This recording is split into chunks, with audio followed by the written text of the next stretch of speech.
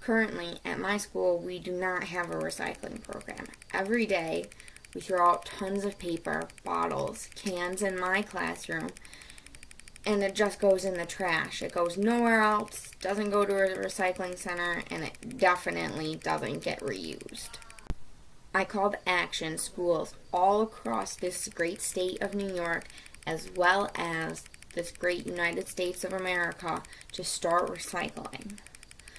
To start with, there are two different types of recycling. There is zero sort recycling, or otherwise known as single streamed or sorted.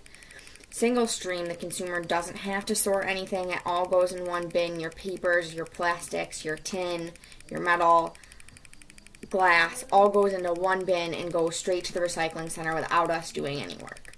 The second form is sorted, and this would be separating my plastics by the number on the bottom, my glasses, my paper products, tin, and my other metals into their own classifications.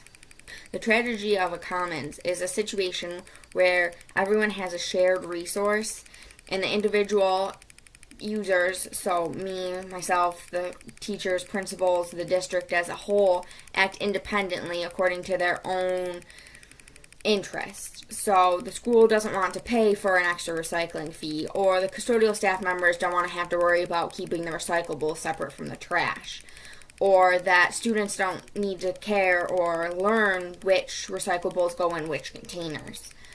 So we all have our own interests, whether it's time, resources, energy, money, that are driving us to have these opinions.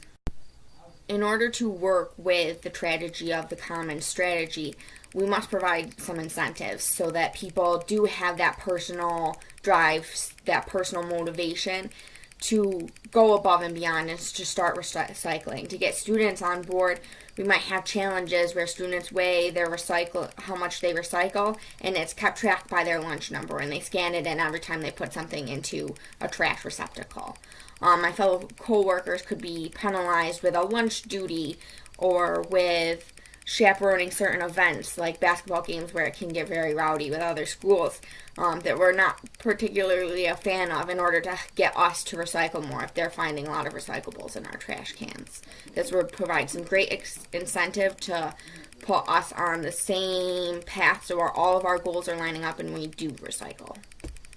So with this, I'm a credible resource because I see it every day. I see the amount of paper that I throw away, the cans that I throw away in my cooking classes, the amount of bottles that I see kids come out of the lunchroom and out of the vending machines, the tin cans from it's like a lemonade that kids just throw away.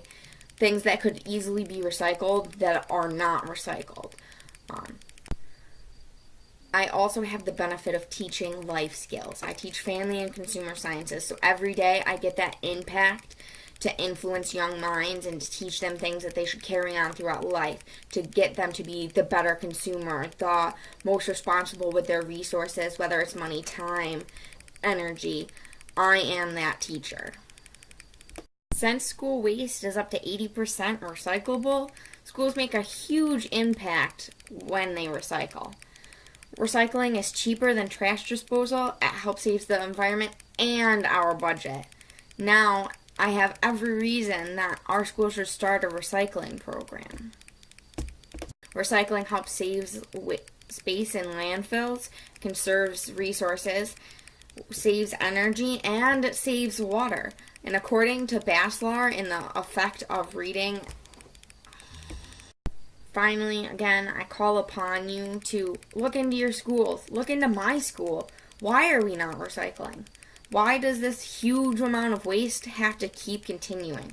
Why can't we, you and me, be the next big change?